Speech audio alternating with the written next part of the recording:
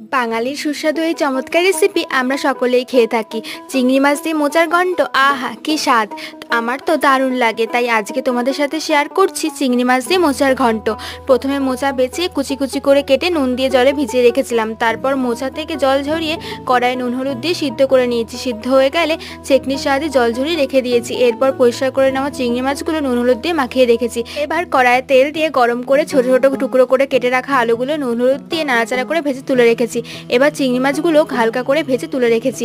ওই তেলেই তেজপাতা, শুকনো লঙ্কা, গোটা জিরে ফোড়নও দিয়ে নেড়েচেড়ে হলুদ গুঁড়ো, নুন আর টমেটো কুচি দিয়ে হালকা ভেজে নিয়েছি। একটু ভাজা হলে আদা রসুন বাটা, কাঁচা লঙ্কা বাটা, জিরে গুঁড়ো, কাশ্মীরি লঙ্কার গুঁড়ো, সামান্য চিনি দিয়ে নাড়িয়ে মশলাটা ভালোভাবে কষিয়ে নিয়েছি। কষানো হয়ে গেলে সেদ্ধ করে রাখা মোচা দিয়ে নাড়িয়ে সামান্য জল দিয়ে ভাজা আলু আর চিংড়ি মাছ দিয়ে নাড়াচাড়া করে ঢাকা দিয়ে রাখতে হবে। জল শুকিয়ে গেলে ঢাকনা সরিয়ে গরম মশলা আর ঘি ছড়িয়ে দিয়ে নেড়েচেড়ে নিলেই তৈরি সুস্বাদু মোচার ঘন্ট। দুপুরে গরম গরম ভাতের সাথে পরিবেশন করলাম।